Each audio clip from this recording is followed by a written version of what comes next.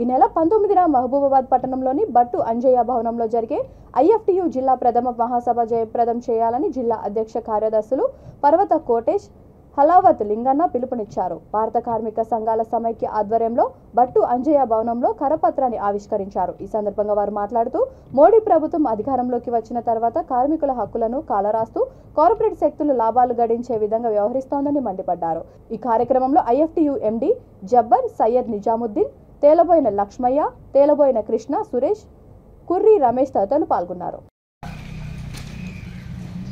ఈ నెల 19వ తారీఖున ఆదివారం నాడు భారత కార్మిక సంఘాల సమైక్య ఐఎఫ్టియు జిల్లా మహాసభలను ప్రథమ జిల్లా మహాసభలను మహబూబాబాద్ పట్టణంలోని బట్టు అంజయ్య భవనంలో నిర్వహించబోతున్నాం. దీన్ని అధిక సంఖ్యలో కార్మికులు పాల్గొని జయప్రదం చేయాల్సిందిగా విజ్ఞప్తి చేస్తున్నాం. ప్రధానంగా ఈ మహాసభ యొక్క ఉద్దేశం మోడీ ప్రభుత్వం అనుసరిస్తున్నటువంటి కార్మిక చట్టాలు ఏవైతే ఉన్నాయో 44 చట్టాలను 4 లేబర్ కోడ్గా మార్చి ఇవాళ కార్మిక హక్కులన్నింటినీ కాలరాస్తున్నటువంటి పరిస్థితి ఈరోజు మన దేశంలో కొనసాగుతుంది.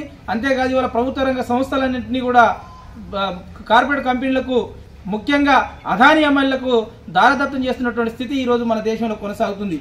అంతేకాదు ఇవాళ రాష్ట్రంలో ఉన్నటువంటి కేసీఆర్ ప్రభుత్వం కూడా ఇవాళ కనీస వేతన చట్టాలని కూడా అమలు చేయనటువంటి స్థితి ఈరోజు మన రాష్ట్రంలో కొనసాగుతుంది. ఇవాళ నిధులు నియామకాలని చెప్పేసి మాట్లాడినటువంటి కేసీఆర్ ఇవాళ నిధులు పోయినాయి, నియామకాలు పోయినాయి, ఇవాళ మొత్తం ప్రైవేటీకరణకు వైపుగా మొగ్గు చూపుతున్నటువంటి స్థితి ఈరోజు మన రాష్ట్రంలో కొనసాగుతుంది.